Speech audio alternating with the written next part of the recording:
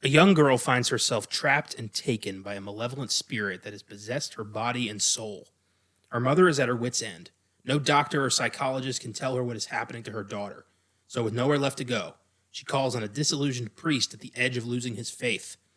Father Karras brings in the experienced Father Merrin to lead the exorcism of Regan McNeil. What follows is one of the most frightening horror films of all time, and a movie that changed the face of horror forever, 1973's The Exorcist. I'm Connor Eyzaguirre. And I'm Austin Johnson. And you are listening to Filmgazm.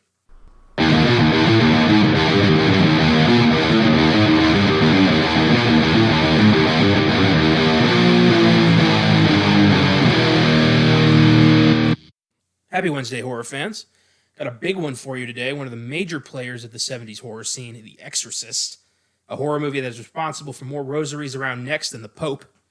It's been freaking out movie fans for almost 50 years and showed the full capabilities of makeup effects, practical special effects, and pure, unadulterated performance. If the characters believe it, there's no doubt that the audience will eat it up and vomit it out like green shit.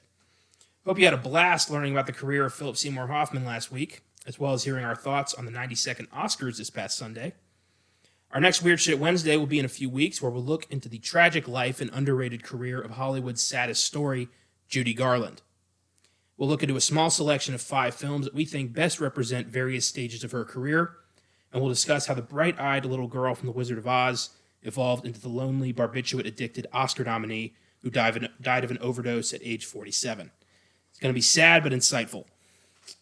Judy Garland is a sad fucking story. Just very, very sad. Nobody, used by people from the age of, 12 to the day she died. And Hollywood's all but forgotten about her, and I'd like to shine a light on her. Yes. About time. 2 updates for you on the Rewind. First up, an update on bonus episode 34, Parasite. Bong Joon-ho's Oscar-winning masterpiece, Parasite, is already getting a special edition release from the Criterion Collection, as is his 2003 early crime thriller Memories of Murder, which has never had an American release. Very excited. Super excited. I've never seen that because it's hard to get. Now we'll be able to get it for the low price of $40. I'm gonna do it, I think. Parasite, that was a quick turnaround for the Criterion. Yeah.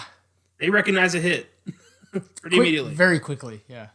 I was looking at what their scheduled releases are for this year. They're doing an entire box set of Scorsese short films. Nice. Very interested in that. That's really cool. I like that a lot. Very cool. Next, an update on our recent episode 50, Philip Seymour Hoffman. Prior to his death, Hoffman had filmed a pilot for the Showtime series Happy-ish, a role that eventually went to Steve Coogan when the show was picked up for series. The original unaired pilot with Hoffman was recently released on YouTube by episode director John Cameron Mitchell. Did you get a chance to look at that? I have not seen that. I haven't either. I'm going to. I'm hesitant. I'm going to, though. I got to. It's the last thing he ever did. Yeah. I got to. And I heard the show wasn't that good in the end. Yeah. I wonder why he would do this. He doesn't seem like the kind of guy to do a series. But I don't know, maybe something was driving him at the end. Maybe he saw something in this project that nobody else did. Yeah. Maybe this would have been something completely different with him. Mm-hmm. Shame. So, prior to this podcast, what was your experience with The Exorcist? The Exorcist. One of the earliest classic, quote-unquote, horror films that I ever saw. When I was maybe 13 or so, at my friend Chase Higgins' house, we watched it in his media room, and it scared me so much that I was laughing. That was my defense mechanism. Was this is dumb? Ha ha. And then I watched it again, by myself, and I was like, oh, it's kind of like a guilty pleasure, I didn't want people to know, that this actually affected me. Yeah, that was one of the first movies that happens to fall under the horror category, the horror genre that I saw. Wow. Not ever. Well, yeah, one of the first classics, yeah. One of the first big ones, the big R ones, the big scary ones. Yeah. And yeah, I continue to watch it at least twice a year for the past 12 years, I guess. I adore it. I adore every piece of it. I think it's misunderstood by a lot of fans. A lot of people who watch it expect it to be this jaw-dropping feast, of scares because it's called The fucking Exorcist, and it's hailed as one of the scariest films of all time. I just totally disagree with that. It's not one of the scariest films of all time. It's one of the spookiest, creepiest, atmospheric films of all time. And that's what director William Friedkin was so good at. Obviously followed up The French Connection with this, and just, mastermind director, a guy who really saw amazing shots and just kind of iconic stuff, in The Exorcist, there's so many things you can point out. We'll get to them as we go that are just breathtaking cinematography, breathtaking directing, and that's what lasts with this film for me. So it's not the fact that it is the horror aspect of it that has an imprint on me. I think this movie is like perfect as a story, as representing the horror genre, that if you believe it, it is true. If you think you're possessed, you're possessed. If you think a demon's in you, a demon's in you. And The Exorcist, there's many times where that is like said through the dialogue. If you're paying attention, like read between the lines, it's there. And I love that. It's like talking about all the things I love about horror, but it doesn't really have the frights and the jump scares that you would expect out of it. It's kind of like a conundrum. Well, this was at a time, jump scares in horror are really more of a recent thing. Yes. Back then, they really had to try for their scares. Yeah. They had to fuck you up. They had to do something that you'd never seen before. Yeah, and like The Exorcist really accomplished that. like the stairs, obviously, you're going on the stairs. The stairs, the green vomit, the masturbating with a crucifix. There's things in here that were unseen as of 1970. Oh yeah. And to show these in a mainstream, like this wasn't in quiet back alley movie theaters. This was in the Cineplexes. Yeah. This was huge. This was a huge hit. This is the guy who directed French Connection, which Millions just of won a people bunch saw of this. Oscars. Yeah, like And they were all extremely disturbed by this. yeah. And I think about that sometimes. Like, there was a time when nobody knew what to expect from this thing. And I can't imagine walking away from this like, in 1973 thinking, what the fuck did I just watch? Yeah. Like, you feel unclean. Like, you just invited something dark into your soul. Yeah, well, that's I know the 70s, that especially that like there's that niche, like A Clockwork Orange came out in 71. Yeah. There's just some fucked up stuff. The early 70s. Because there was finally freedom. Yeah. Freedom in Hollywood, freedom in filmmaking, in American filmmaking. Yeah. The Hays Code was dead. The movement of independent film is just starting out. So you had filmmakers like Wes Craven starting out with Last House on the Left. Yeah. Dominating, grisly shit in film. Mm-hmm. And in between, that's sandwiched between Clockwork Orange and The Exorcist. Yeah. So 71 to 73, moviegoers were not safe at all. And then soon after that was fucking Deliverance. Yes. So it just doesn't stop. No, yeah. And you lead up into, it all comes to like a screeching halt in The Shining in 1980. The 70s are fucking insane. And horror has, we're going to eventually do like The Wicker Man. Like, my God, there's just stuff that's just out there. But The Exorcist is like a good film. You know what I mean? Yeah. I'm not putting down its scare tactics. It just doesn't have like what The Conjuring has. But I think that's... You know what I mean? Like, that's more a recent thing. Yes. That's because... Those movies have kind of like... I don't want to say perfected that craft, but they kind of have. Because it's fucking... Conjuring's 2013. It just looks really good. so much since The Exorcist. That's the problem. Yeah. It's the same problem that movies like The Blair Witch Project have.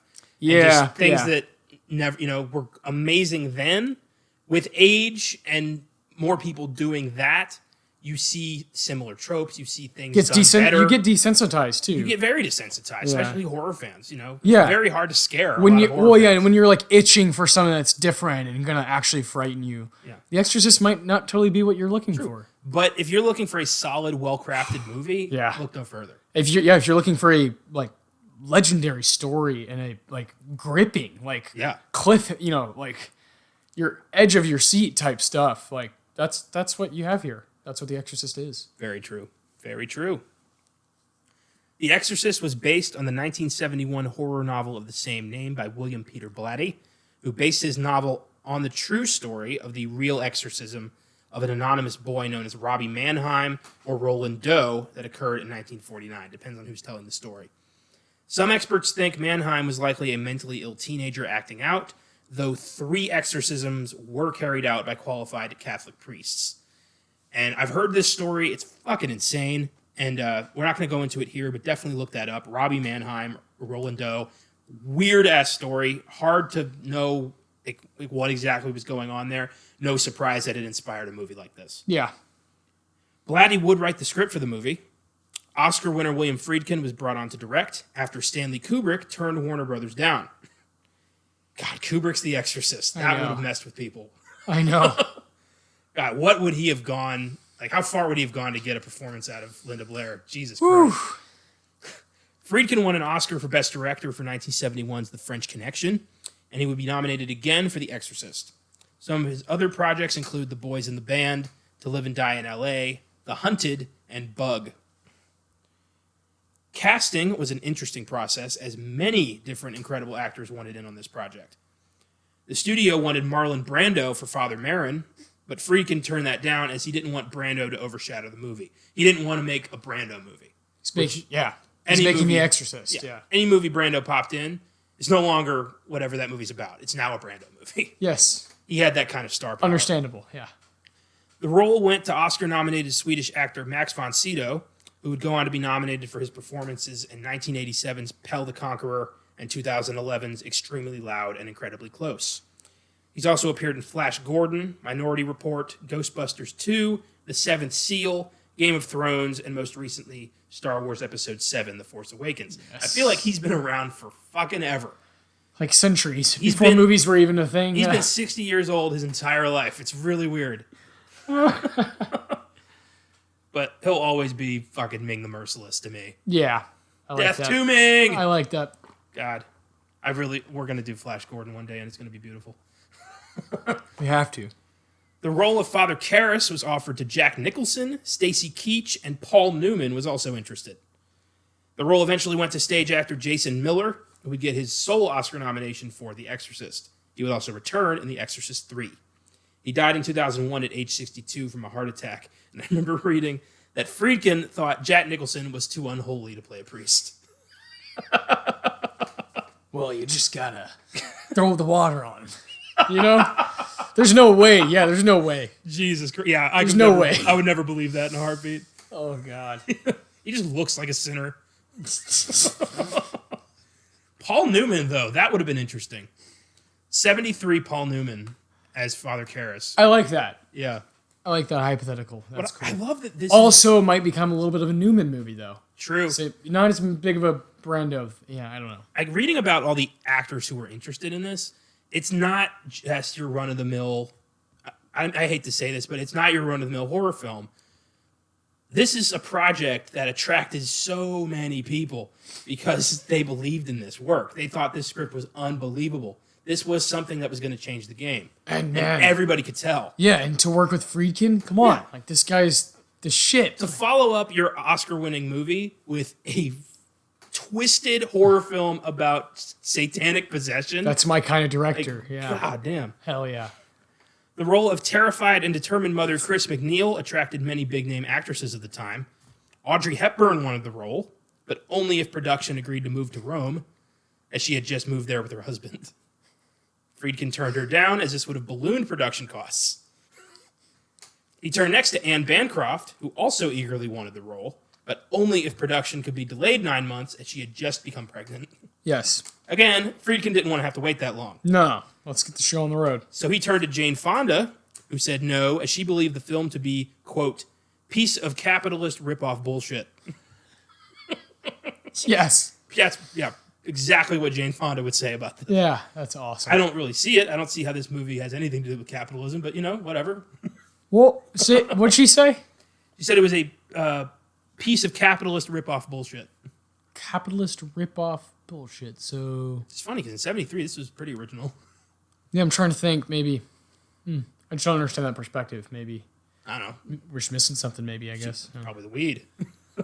Yeah, it's all that damn acid from the 60s. Yeah. She was Jane Fonda in 73. She hadn't been sober for several years. Yeah, true. This was... Yeah. True. This is 50 years ago, yeah. William Peter Blatty suggested his friend Shirley MacLaine, but Friedkin was hesitant as she had just appeared in the 1971 horror movie The Possession of Joel Delaney, which had a similar theme. The role eventually went to Oscar winner Ellen Burstyn, who believed she was destined for the part. Burstyn won her only Oscar to date for her performance in 1974's Alice Doesn't Live Here Anymore, and she was also nominated for her performances in 1971's The Last Picture Show, 1973's The Exorcist, 1978's Same Time Next Year, 1989's Resurrection, and 2000's Requiem for a Dream. Unbelievable. Burstyn has also been around for fucking ever, and she shows no signs of stopping. She's a goddamn champion. Yes. One of the best actresses in the game. Love Ellen Burstyn, yeah. Her performance in Requiem for a Dream scared the shit out of me. She's what I remember from that movie. Oh. Yeah. Yeah. She's fantastic. No kidding, man. The role of Regan McNeil was a difficult one to cast. Several directors had passed on the role as they didn't believe any 12-year-old girl could do the things that happened in the script. They first considered several known actresses, such as Pamela Ferdin, Denise Nickerson, and Anissa Jones. Denise Nickerson is Violet Beauregard in Willy Wonka and the Chocolate Factory. Ah. Ferdinand Jones became too well known to the public to pull it off successfully, and Nickerson's parents were so troubled by the material that they said no. Fair enough. Then, Friedkin met Linda Blair at a blind audition. Blair impressed him so much with her spontaneity and her grown-up mentality that she was cast pretty much immediately. Blair would get an Oscar nomination for The Exorcist, and she would return for Exorcist II: The Heretic in 1977. She became a scream queen thanks to this movie and pretty much never lived it down. She will always be Regan McNeil. Yes, indeed. She had a cameo in an episode of Supernatural in, I think, season 3 or 4. And as she's walking away, Dean Winchester, the main character, suddenly goes, I have a weird craving for pea soup all of a sudden. It was a brilliant, that's good. I love it. That's good. just for the horror fans out there. Yeah. Just for people like us. The Exorcist has an IMDb score of 8.0, Rotten Tomatoes score 84%. It was a huge success, grossing $441 million on a budget of only $12 million. How about that? Anybody who saw this told everybody they knew, you gotta see this movie. Mm-hmm. Adjusted for inflation, The Exorcist is the highest grossing R-rated film of all time. Yes, yes, yes. It won 2 Oscars, Best Adapted Screenplay and Best Sound Mixing. It was nominated for Best Picture, Best Actress for Ellen Burstyn, Best Supporting Actor for Jason Miller, Best Supporting Actress for Linda Blair, Best Director, Best Cinematography, Best Art Direction, and Best Film Editing. It spawned 2 sequels, 2 prequels, and a TV series. This thing was enormous. Monster. One of the most important films of the 20th century. Christ. Absolutely massive for the horror genre, obviously. Oh, yes. And, who says horror movies don't get Oscars, don't get nominated? No. The Exorcist says, we do. If you want to be a horror movie that gets nominated, you got to change the game. Exactly. You got to, there's a lot of genres when it comes to rating and awarding all movies. Yeah. All film. True. Yeah, you got to stand out. Exactly. Step it up. So let's go into the plot of The Exorcist. Here we go. So we start with Father Lancaster Marin. He's an elderly Catholic priest on an archaeological dig in Iraq. He has a sense of foreboding, and he encounters a whole bunch of strange omens. He uncovers some old statues and figures of demonic entities. So this whole scene is here basically to establish that something is being unearthed. Something that has been laying dormant for a very long time is out. And it doesn't like Father Marin. It's never made clear in the movie, but the sequels show that this demonic entity is a creature called Pazuzu. Yes. A demon. It's not the devil, regrettably. It's Pazuzu. It's funny because I knew Pazuzu as the name of Professor Farnsworth's gargoyle in Futurama. So the second I heard Pazuzu, I couldn't stop laughing. I just think of the that dessert from BJ's, the restaurant. Pazuki. Oh, my God. Well, there it is. Now I'll never be able to take this movie seriously again. Fuck me. Pazuki. Jesus Christ. So back in the States, in Georgetown, in D.C., we meet a successful actress named Chris McNeil, who's filming a movie about some kind of protest. She begins experiencing some strange shit. She lives with her 12-year-old daughter, Regan, her personal assistant Sharon, and 2 housekeepers, one of which is this weird German guy named Karl. Yeah. Regan's father isn't there for reasons that are never really explained. He's in Europe. And she never tells him about this. Chris never calls Dad to say, like, hey, our daughter is possessed by the devil. Yeah, our whole house is rocking right now. She might have killed a man. Like, fuck, man. Yeah. That's not something you want to hear from the help. No. Yeah. Jesus. You got like a 9-hour plane ride just to get back. Yeah, no. Yeah, Jesus. So there's weird sounds coming from the attic, which Chris just says, oh, it's rats. It's traditional, haunted house setup, traditional horror movie setup. Weird shit's happening. Nobody believes it until shit starts happening to them. Yeah. Regan starts acting weirdly. She starts cussing people out, and they take her to get a CAT scan. Yeah. And this worst doctor in the fucking world is just like, oh, it's nerves. Every time it's like, oh, it's just nerves. I would have loved when near the middle of the movie when he comes to the house and he like sees the bed rocking and her like throwing shit around the room with her mind. He just walks out and is like, this is a pretty serious case of nerves. I really wanted him to say that. Man, this is nerve-wracking. I've never seen anyone this nervous in my life.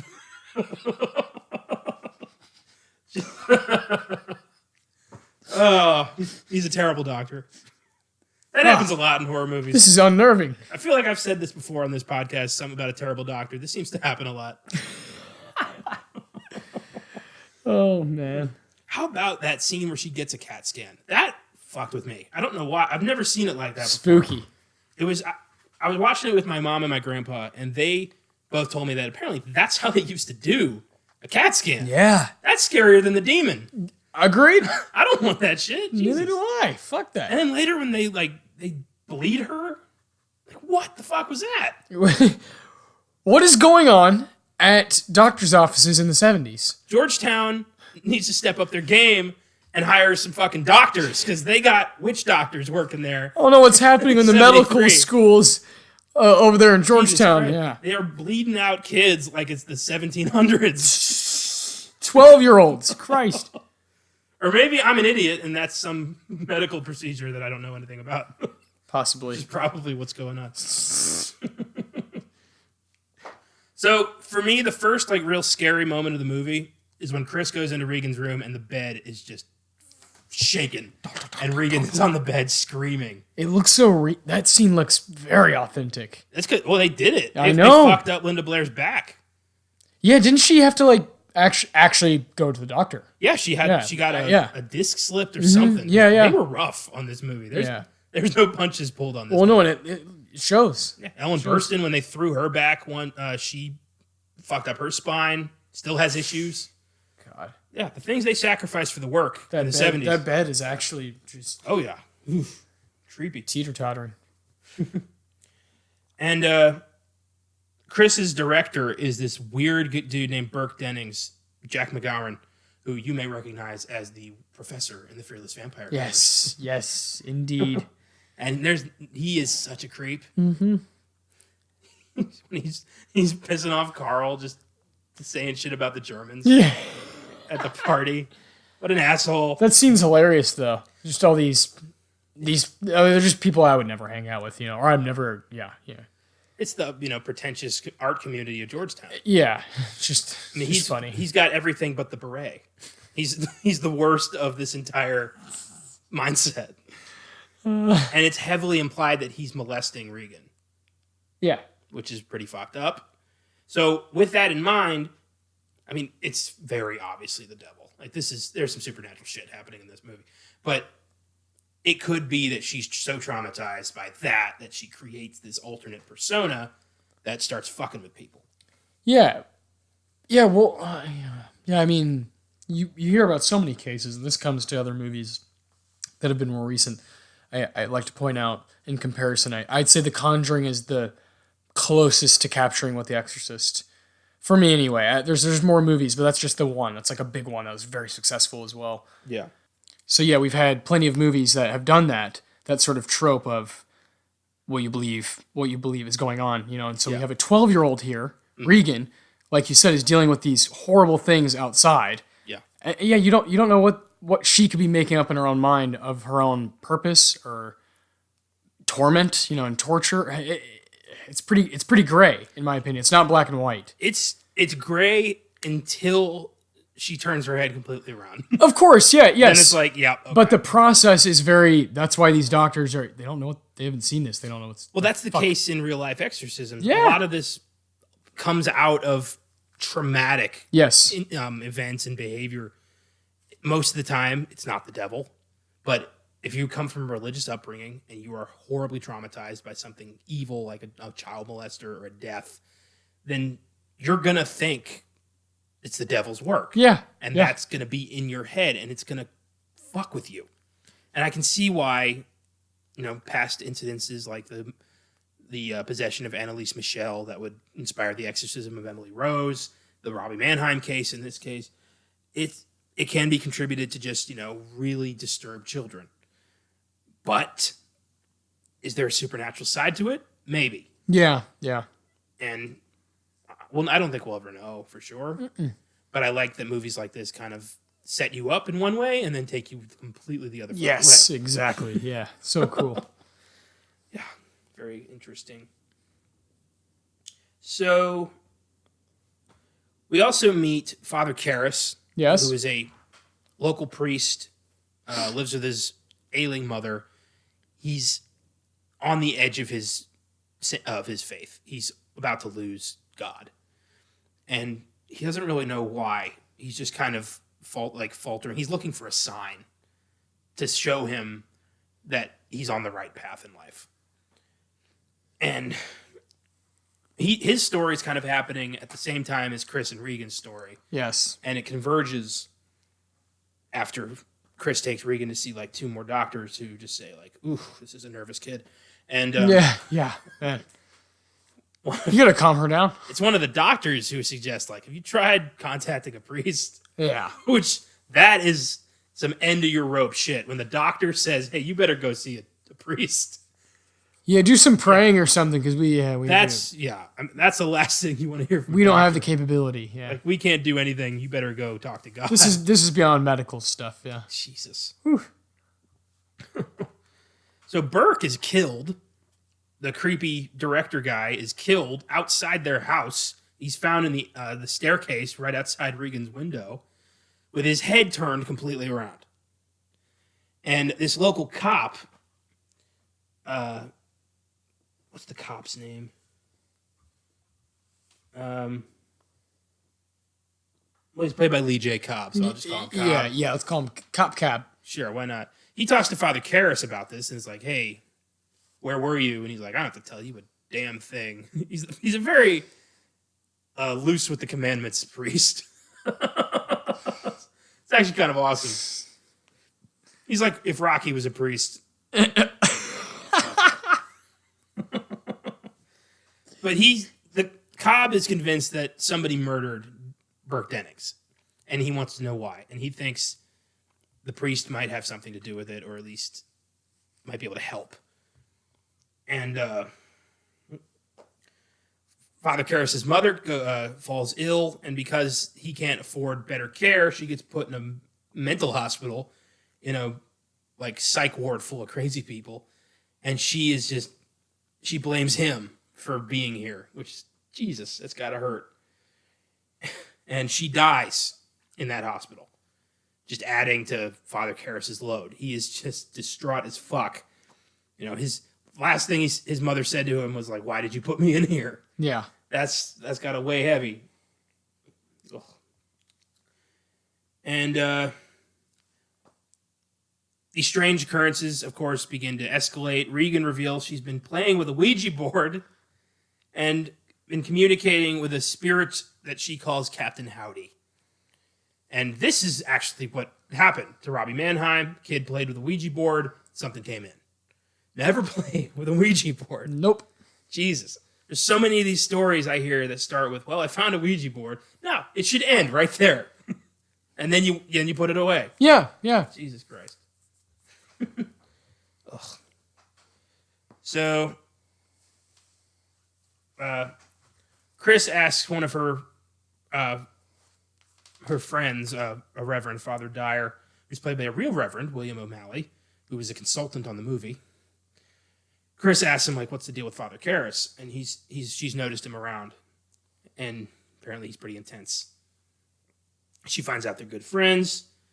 And during the party, Regan appears, happy and social. But then after she gets sent to bed, when they're all playing on the piano, she comes down in her nightgown, pisses on the carpet, points at an astronaut, and says, "You're going to die up there." Eesh. Creepy. The guests leave. Chris bathes Regan, puts her to bed. But there's a loud sound, and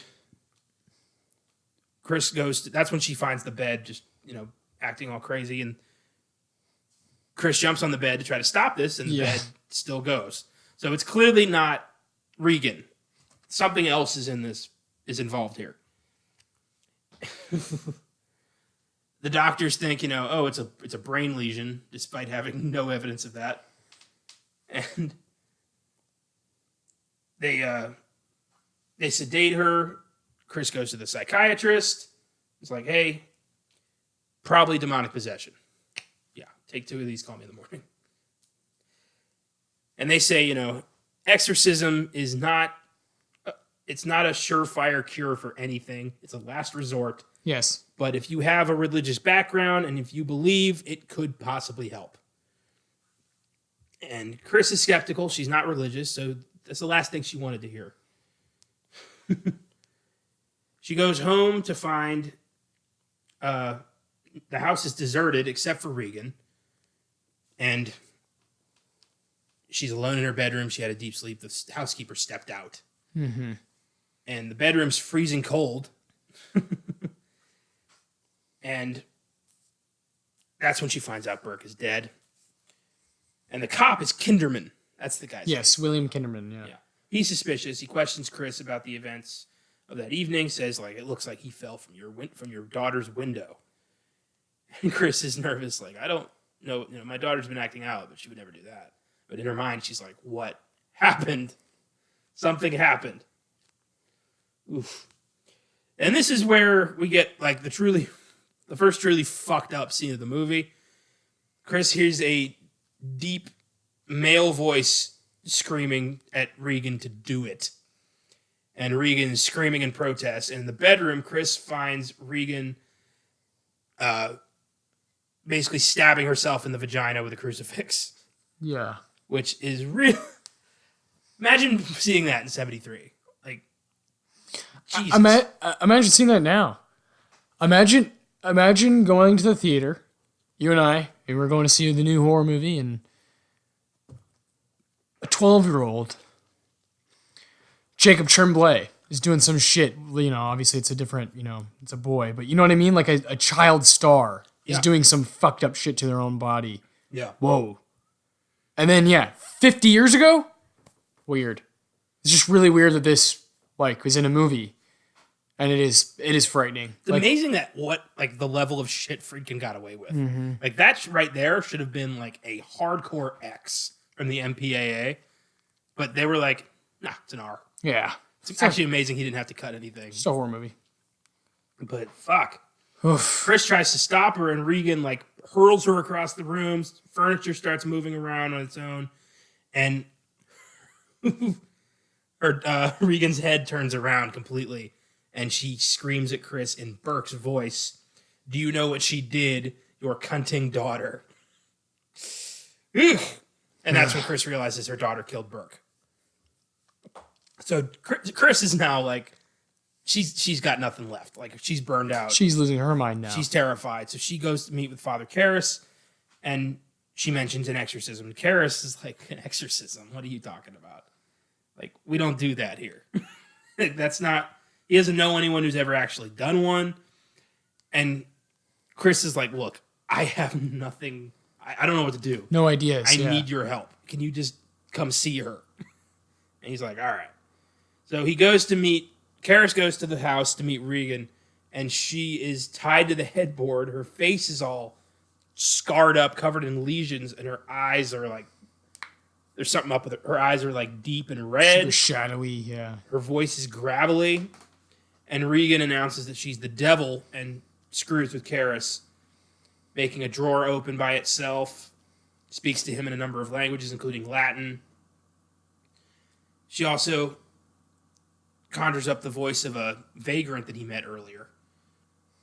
And through all this, Karras is not convinced, which makes me laugh. Like, what does he have to see? Yeah, I know. Karras is just like, no, The nerves. drawer alone would have been enough for me. Yeah. Or, the fact that this little girl looks like the fucking devil. Or the multiple languages. Yeah. I don't know. Oof. And then Regan claims, your mother's in here with us. Would you like to tell her something? I'll make sure she gets it.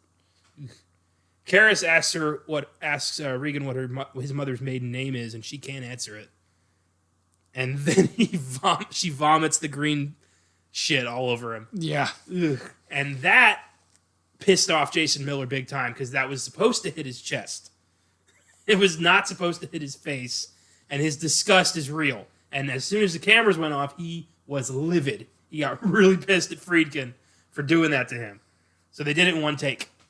Beautiful. Yeah. Perfect. It's one of the most iconic scenes of the movie. Yeah. Oh, yeah. Still so disgusting. Oh, God. So Chris cleans up Karras, and they discuss Regan. And Karras, he's still not convinced. I love it. It's like this guy needs to see like a red dude with a pitchfork to believe that the devil is real. Oof. So the reason he's not possessed is because Regan says she's the devil. And always, with the fake exorcisms, it's always the devil. It's never a lower demon. Everyone's always possessed by the devil. Which I understand, It's never a lower demon. If you're going to be possessed, aim high. A low tier. Yeah. I don't want to be shit. I don't want to be possessed by some low tier demon named like Joe. Oh. Yeah, fuck off, Azazel. I want the big dog. Oh, I want number one. Beelzebub or bust. Yeah, yes. Give me the real deal. Oh, this might be our last episode. We might both get killed in our sleep by the devil. You'll find out next week. So, or you won't. Yeah. So Chris is like, look, I know my daughter, and that's not my daughter. There is something in there with my daughter. You need to help me get it out. So Karras thinks, this is over, and Kinderman comes back and questions him about the recent desecration of church ground, how that could be connected to Burke's death. And that's when Karras finds out about the Burke's body being found at the outside the McNeil house. But his confidentiality as a priest prevents him to discussing his interactions with the McNeil family with Kinderman. And Kinderman is very pissed off about this. It's like, come on, man, you're the only one who can help me. And he's like, piss off, cop. And I'm paraphrasing, but basically. Piss off, cop. Come on. So Karras visits Regan again, this time recording their conversation. And he sprinkles Regan with water, telling her it's holy water. And she writhes in pain, says it burns, speaks in a backwards language. And it's funny because it's not holy water. Which, is it all just belief? Is that what this movie's about? I think, yeah. Partly, yeah. Or is it because he's a priest with water? Does it automatically become holy water? I don't know. I think it is, a piece of if you believe its power, then it's powerful. A lot of horror movies deal with this. Yeah. Like what you believe can kill you or what you believe can save you. Mm-hmm. So, since the water wasn't holy water, Karras tells Chris he's going to have a hard time making a case with the Vatican about this. And the bishop and Karras would consider Regan to be mentally ill, not possessed. So that's when Chris tells Karras, look, I think my daughter killed somebody. And I need this to be over. Karras listens to the tape recordings backwards, realizing that's what it is. And a phone call from... he gets a phone call telling him to go to the house. And Regan's unconscious body has the words, help me, appear on her chest. Which is pretty screwed up. So, at this point, Karras has got to believe something, right? That doesn't just happen. Words don't appear on people. Mm-hmm. So backwards, what she was screaming was, fear him. She yells the name Marin. So Father Marin, the guy we saw at the beginning, Yes. is the one that this demon fears. And demon probably shouldn't have shared that information. You notice how with there's the weird rules with demons, like, say their name, you have power over them and shit like that. Yeah. Why do they have rules? I don't know. I would lie about, if I was a demon, I would lie about these rules all the time. That's why it's like gray to me, because it's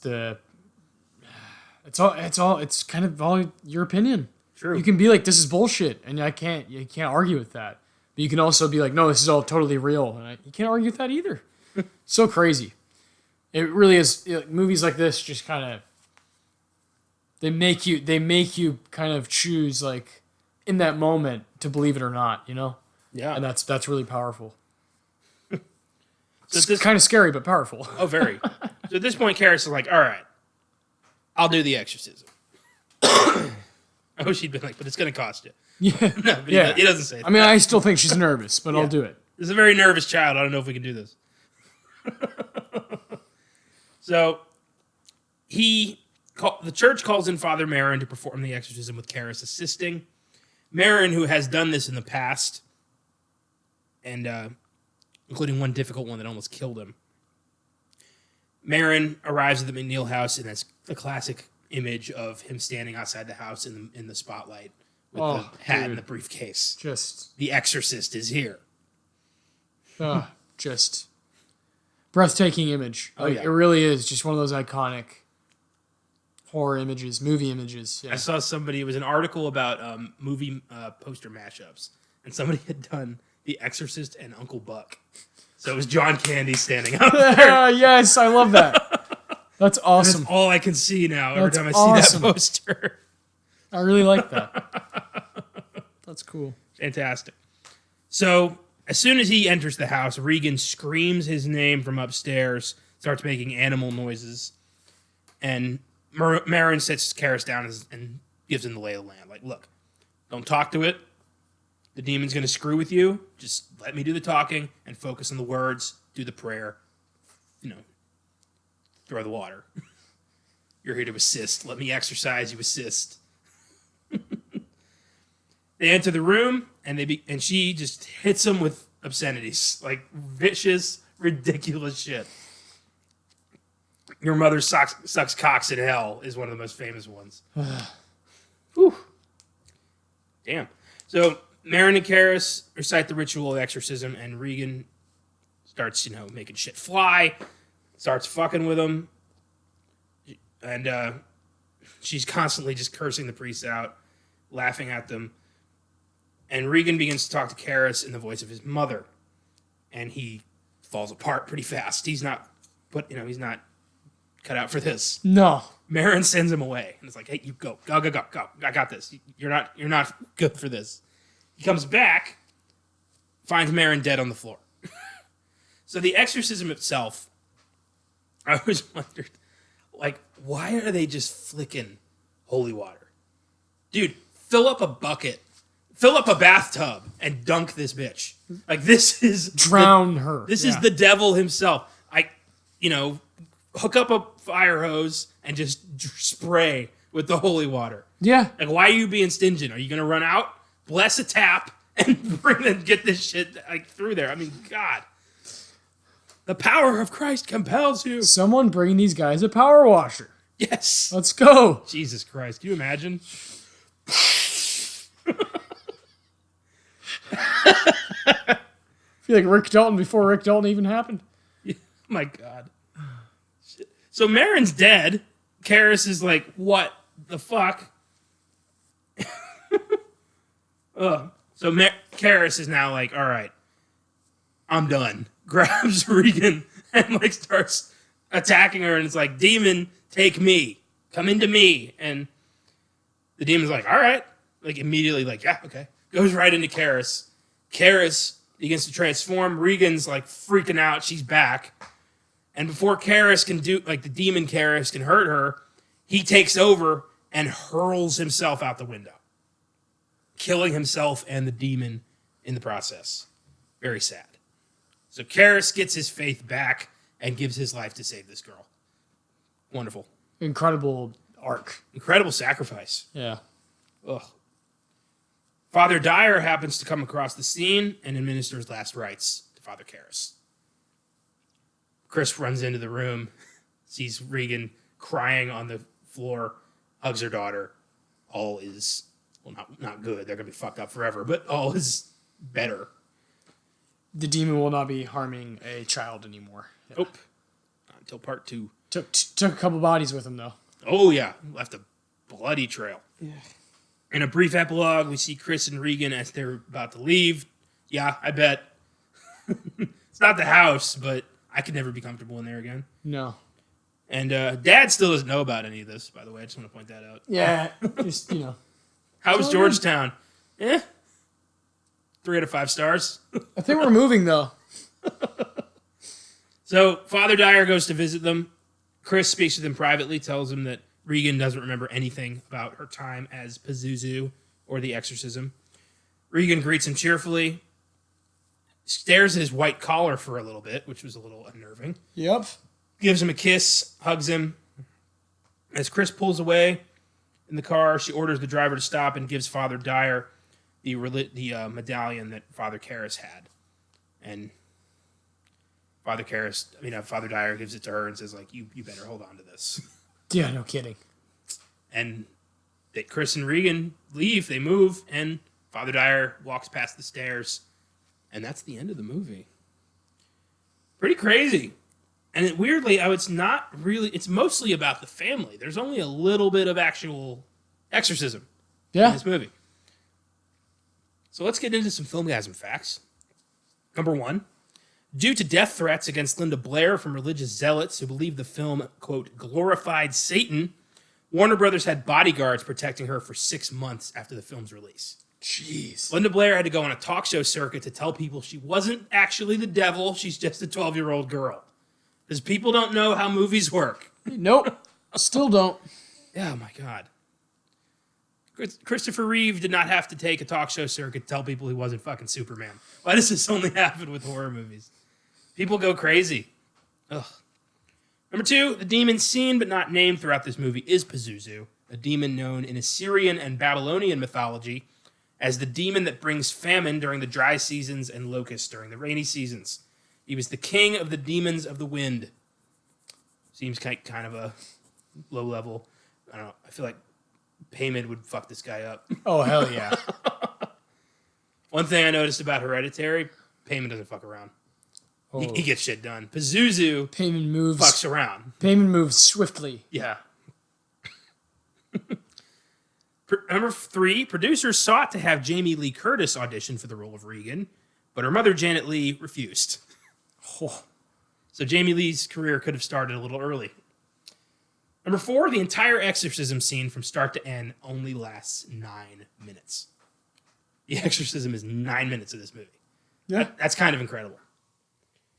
And number 5, get this. There is an actual serial killer in The Exorcist. Paul Bateson, an X-ray technician by profession, is one of the radiologists present during the carotid angiography scene. Several years later, he was convicted of murdering film critic Addison Verrill. Bateson became the prime suspect in what were known as the bag murders carried out from 77 to 78, in which 6 male victims were mutilated and dismembered, their remains wrapped in black plastic bags and dumped in the Hudson River. Some of the grisly fragments washed up on the Jersey Shore, others coming to ground near the World Trade Center. These murders were the inspiration for another of William Friedkin's films, Cruising, starring Al Pacino. So there is one of the extras in the hospital scene was an active fucking serial killer. Unbelievable. Oh my God. As if there was more evil that needed to be in this movie. Yeah, just add some some very realism there. To top that off, there were a lot of accidents on set. Several of the actors died prior to the film's release, including Jack McGowan, whose character dies in the movie, which is a little strange. Yeah.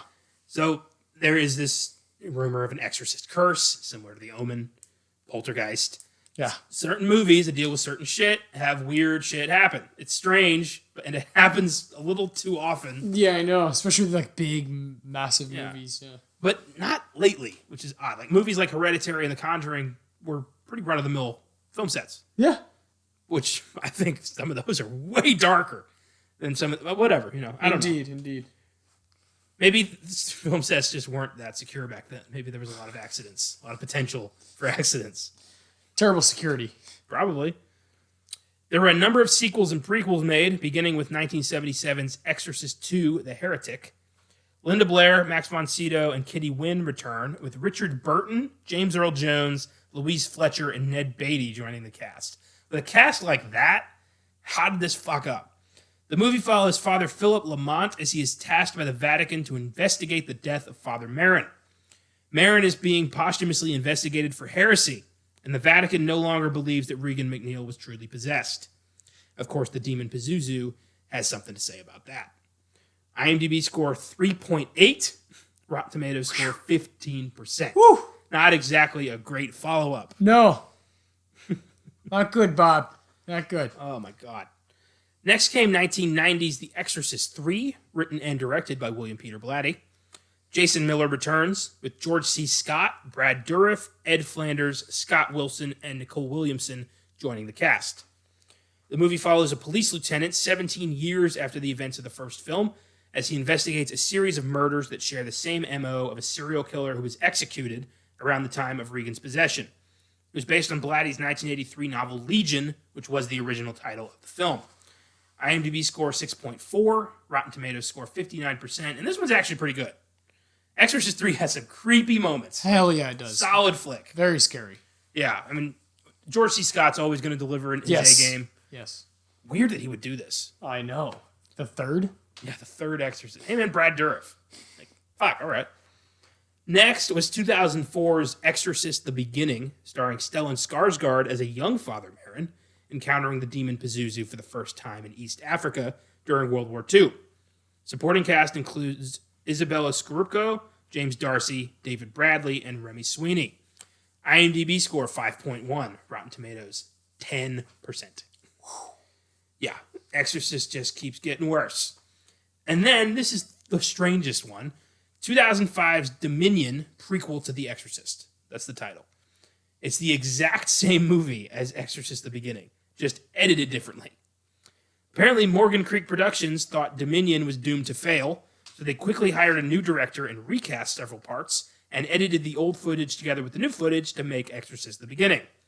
After their version failed, they allowed former director Paul Schrader to release his version, Dominion. But this one failed too. Yes. IMDb score 5.2, Rotten Tomatoes score 30%, so it still received better, not by much. But isn't that weird?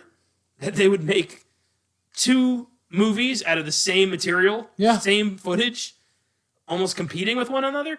Like, I've never heard of that being done ever. Like, No. Again. No. I mean, for a studio to have such little faith in a project they've already greenlit and filmed to just say, fuck it, and have somebody else take what's already done and just make something else. Just add on to it, yeah. Like, Jesus. It's kind of sad. Very sad. I got to see these movies. I know they're going to suck, but I got to see, like, I how gotta see them different are all, they? yeah. Finally, there was a short-lived TV series titled The Exorcist that lasted 2 seasons on Fox from 2016 to 2018.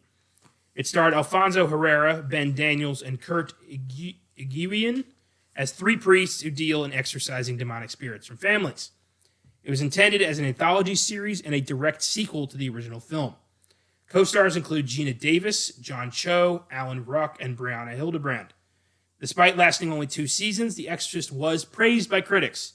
IMDb score 8.1, Rotten Tomatoes score 89%. So pretty good. I think that's higher than the movie. Yeah. So The Exorcist is a horror classic that will live forever. I give it an 8. How about you? 9. 9. Okay. Was it 10 like years ago when I hadn't seen as much? Was it an obligatory 10? Like you have to give this movie a 10? No, I truly love it. Like I love it. I just seen more. Like I've seen a lot of stuff now. There's more things to compare it to. Yeah. And again, I still would give it a 9. It's just not quite like I would say like in this like family of horror movies, like the Possession and all that. Yeah. Hereditary is my favorite. Okay. I just think it's the most well crafted. Like you said, I think Payman is just fucking relentless. It just scares the shit out of me.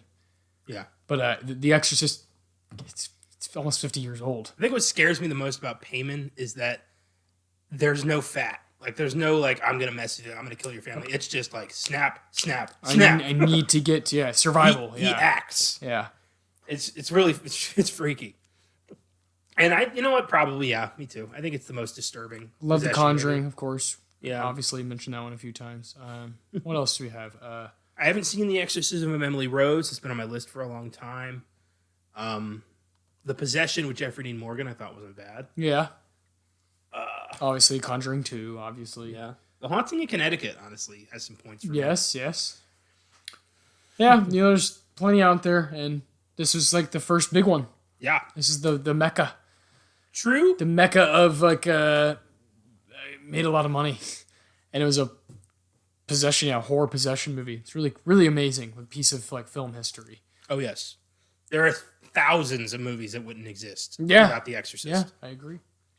So, before we get into Friday's episode, Filmgazm contributor Caleb Leger has sent in his thoughts on The Exorcist. So let's see what he has to say.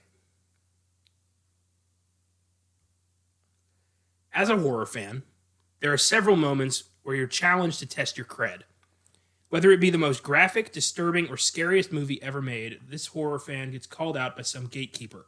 Can we stomach it? Can we make it to the end? There's only one way to find out. But before we do, let's add a unique factor associated with some films.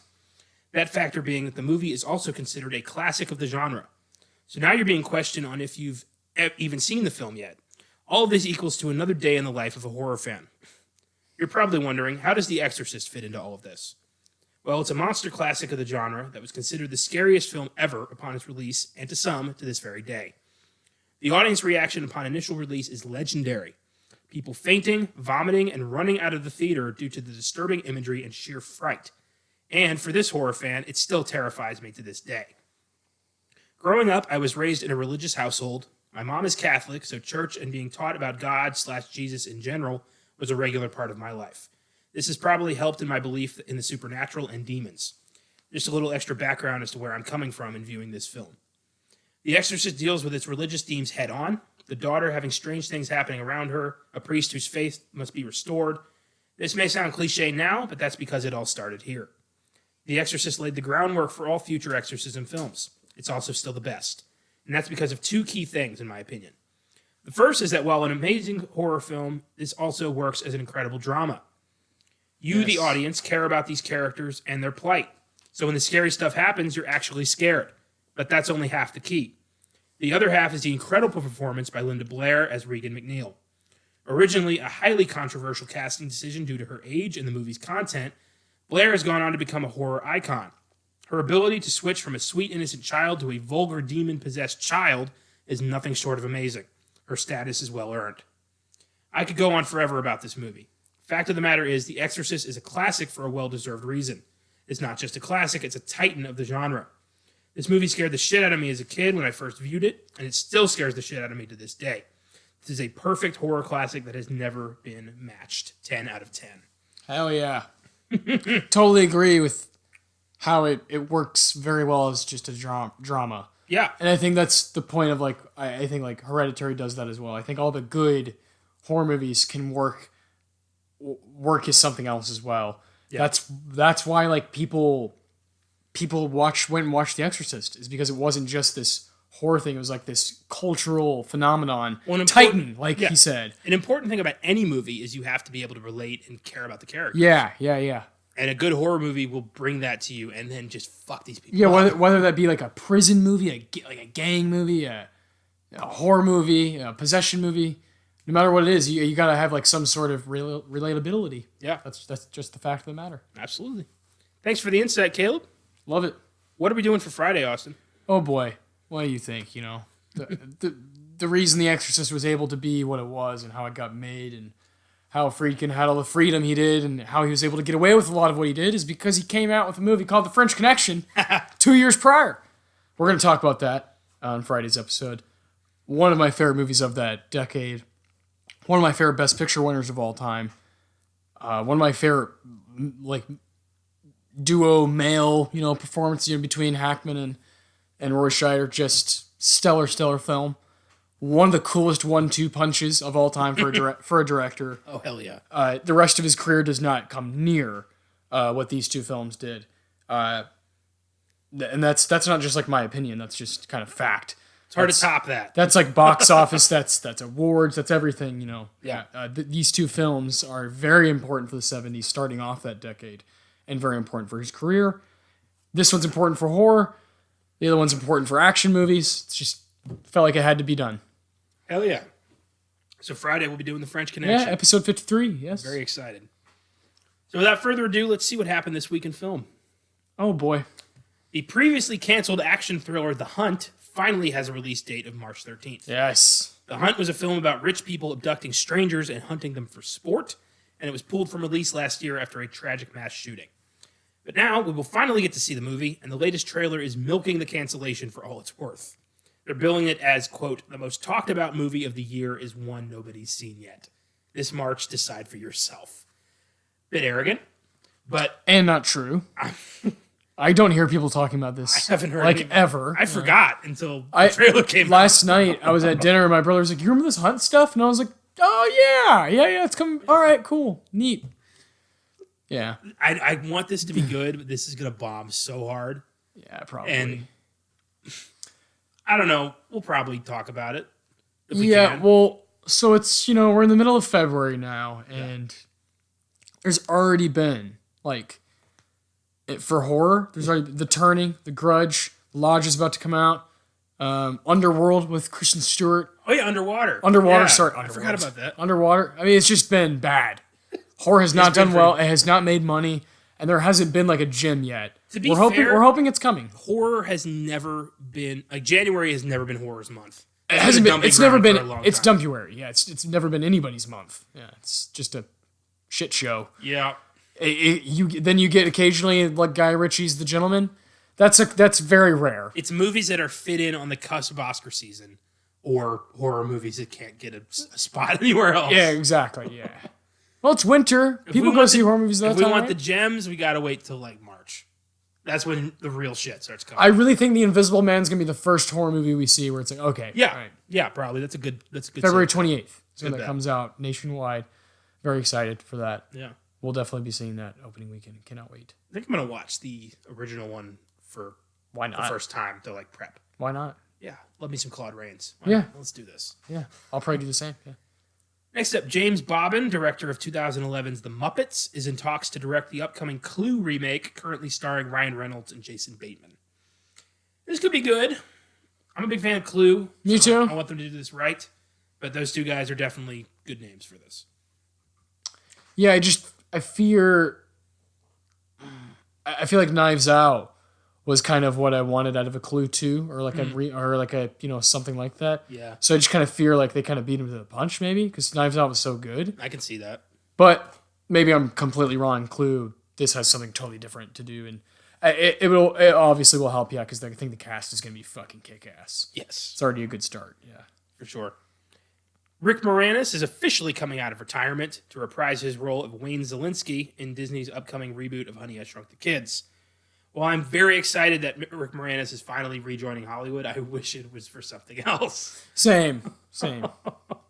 This is the one? Yeah, okay. God, they've been trying to get him for Ghostbusters 3 for 20 years, and they get him on Honey, I Shrunk the Kids. Yeah. While there's going to be a Ghostbusters 3. Exactly. And a little Shop of Horrors. Fuck. He should play. I want him to play Mushnick or something. Yeah. Or the dentist. That'd be awesome. He should be he should have a passing cameo or something. Got to. But I'm glad he's coming back. I'm glad that he's able to come back, that everyone wants him back. Yeah. Because he left Hollywood for the right reasons, and now that he's raised his kids, he's ready to step back in there. I respect the hell out of Rick Moranis. It's fucking awesome. Disney has announced an upcoming sequel to the live-action Aladdin remake. No surprise there. It was a huge hit. And unless they're doing The Return of Jafar, I don't give a fuck. I still haven't seen the... It's good for what it could have... for what it's supposed to be, it's not bad. Yeah, that's what I heard, yeah. It's not Aladdin. The great, the Disney. Just keep that out of your head and you'll be fine. Yeah. Billie Eilish. That's kind of what you have to do with all of them, right? Yeah, pretty much. Yeah. Billie Eilish's new Bond theme has been released. The song is titled No Time to Die, same as the movie, And I think it sounds awesome. Yes, I did. I listened to it. We talked about that, I think, on the Oscar show. Yeah. Briefly. Incredible. Really good song. Yeah, it fits right in with that. Yeah, with that. Doesn't it get you like chills for the movie? Oh, yeah. That's what that song always does. It comes out a couple months before, and it's like, all right, here we go. I don't need trailers. I really don't. You give me that good song, and it puts me right in that atmosphere. I know I'm going to get 2 hours of entertainment. So, yeah. I can already tell that movie's going to be hard to top for the year. No Time to Die. I can't wait. It's just so early. Like, it comes out in April, and then, it's going to be like The King. It's going to be like, oh, Bond was the best. And then there's just going to be a slew of movies that come out in, August, September, October, November. It just becomes mayhem. Love it. Rufus Sewell has been cast as Elvis Presley's father, Vernon Presley, in Baz Luhrmann's upcoming Elvis biopic. Interesting cast. So it's going to be Maggie Gyllenhaal and Rufus Sewell as Elvis's parents. Yeah. Interesting. This is going to be good. Matt Reeves has released the first look at Robert Pattinson in the Batman costume in a 30-second video. It looks fantastic. Yes, it does. Very excited. So next up, Dexter Fletcher is attached to direct a remake of the 1997 Val Kilmer flick The Saint, based on the 60s British action series starring Roger Moore. Who is this for? Don't know. The Saint. They keep trying to make that one work. I don't know why. But give it up. You're not going to get another Equalizer. Just stop. No. Oh, no. The trailer for Wes Anderson's new film, The French Dispatch, was dropped. It sports what may be the greatest ensemble cast ever assembled. I mean, for Christ's sake. Listing them all would take an entire podcast, but it is like everyone who's ever worked with him, plus a whole bunch of newcomers. Yeah. And it looks delightful. That's all for this week, listeners. Hope you learned a thing or two about The Exorcist. Enjoy the French Connection on Friday. Next week, we're going deep into the woods of Burkittsville, Maryland, to a film that revolutionized low-budget horror and scared so many people into thinking they were watching the real final hours of 3 Lost Hikers. It's time for our first found footage movie, 1999's The Blair Witch Project. It's been too long since I watched this 90s horror staple, and it's time we give it a good long filmgasm. Yeah. I'm excited to go back to it because, I don't like it, but I haven't seen it in a while. Same. It's been a few years since I've sat down and watched it. I think I'm going to watch it alone and try to really... Yeah, turn off the lights. Yeah, try to get into really that go mindset. there and really put my head into 1999. I used to live around that area. There you go. So my backyard looked like the Blair Witch Project. So I'm excited to give it another go. Yeah, but I won't make any promises. It might not be the most fun episode. Yeah. Because I think I saw it like 4 years ago for the last time. If you're a fan of the Blair Witch Project, do not expect a big. We're not going to suck its dick. We're going to probably tear this movie apart. But we'll see. Yeah. Yeah. I'm saying right now, I'm giving it that chance. I'm going to watch it again. I still got to go buy it. I'm gonna fucking buy it. We give every movie, we watch it as close to the recording as we can, so we have it fresh in our minds. Exactly. Even if we've seen it a million times, so we can get a fresh mindset. So we're gonna give Blair Witch a chance, but we both don't really like it that much. Yeah. So we'll see. Straight up. Yep. Until next week, don't play with any Ouija boards. Don't invite demonic spirits to play with you. And if your child starts moving things around the room with their mind and making the bed shake uncontrollably, maybe see a priest before you see a psychiatrist, because it's probably not nerves. See you Friday.